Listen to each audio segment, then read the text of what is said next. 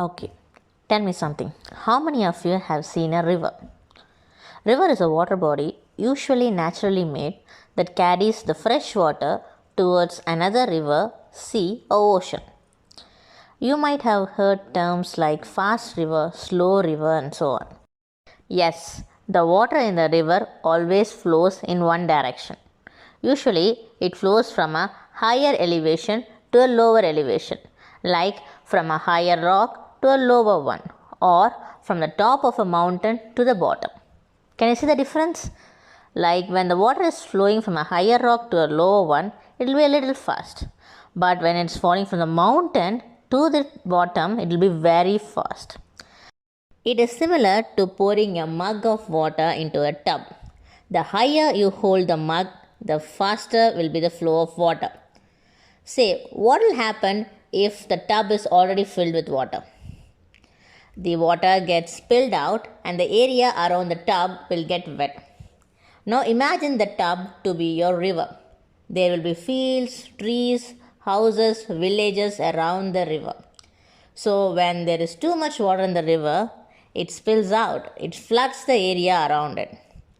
This happens when there is too much rain. So the people built dams in the river to hold that water. When the river has too much water, the water gets stored in the dam. And the water level flowing in the river will be almost the same, a safe level. When there is a need for more water, they will open the dam and let water out. Do you know that the first dam built in the world was Java Dam, located between Syria and eastern Jordan? It was built in 3000 BC. Okay, let's consider this as a blue river. The river is flowing in a normal speed. But in cases where it is flowing from a tall region like a mountain, look at the speed of water around the stick. So, to reduce the speed, let's build a dam. It is like a lid. Look, the water rises inside the dam without affecting the water flow. Have you ever seen how a real dam looks like?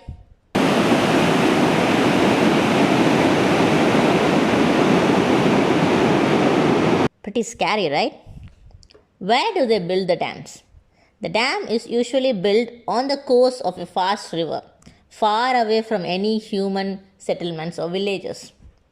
The dam usually has small outlets which will be opened to let the stored water out when there is no rain or when there is less water in the river. The largest dam in India is the Rihad Dam. When all the gates of this dam are opened, this is how it looks like.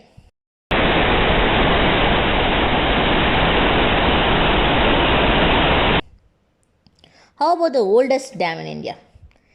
It is the Kallanai Dam and it is the fourth oldest in the world. It is built across the Kaveri River.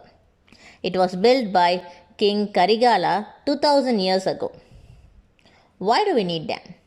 For irrigation. Irrigation is a process of giving water to an otherwise dry land. Not all areas are surrounded by water. See, this is Tamil Nadu. The blue line you see here is the river Kaveri. It starts from the Brahmagiri hills of Coorg in Karnataka and reaches the Bay of Bengal at Pumbugar. Along its course, it serves several cities and villages in these two states, Tamil Nadu and Karnataka. So, along the river banks, the fields will get more water throughout the year. Kaveri flows throughout the year. There is always water in it, sometimes less, sometimes more, but there will always be water. So, these fields will get as much water as needed and these fields will thrive. What about the fields here, here and here? They don't have any water source near them. These fields have to end up waiting for rain. It rains for a few months every year and that too, there are chances for those rains to miss a year or two.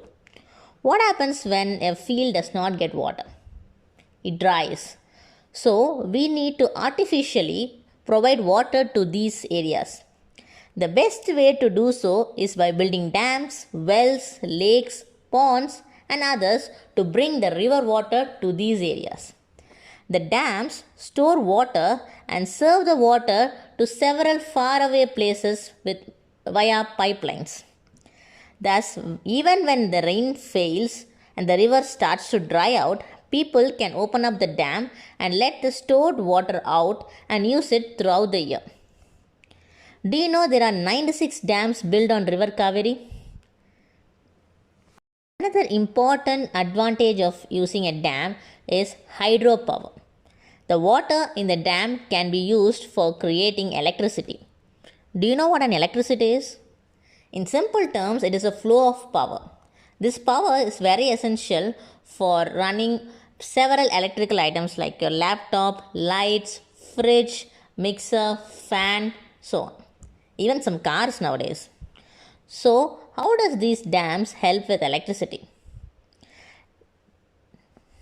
When the gates of the dams are open, the water flows at a very high speed. This fast moving water is used to rotate a turbine. Turbine is like a large wheel. When this wheel rotates, this rotation will create electricity. This electricity will be stored in batteries and will be served to the people. The turbine will be placed on the flow of water. The fast flow of water will move the turbine very fast, which will create more electricity. It is actually very hard to show how a turbine of a large dam works, but here is a smaller version of it.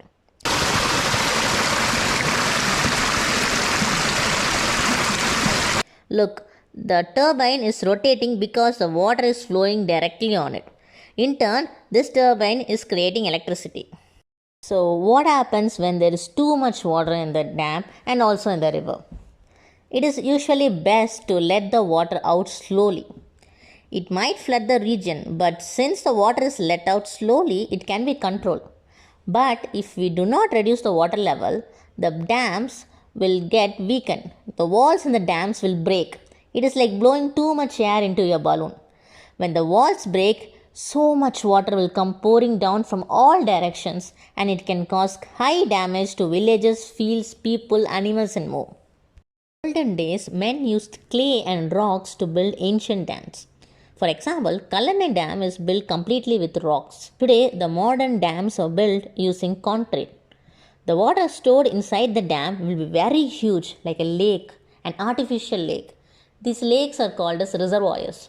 These reservoirs' main purpose is to store water. Apart from this, we can also use this for boating, fishing and leisure activities like enjoying the views and picnic and so on. It changes the course of the river and it disturbs the fish migration. What is fish migration? Fish moves from one place to another in the river based on their season or their requirements. With dams, the fishes are restricted to their area. Moreover, dams are quite costly to build.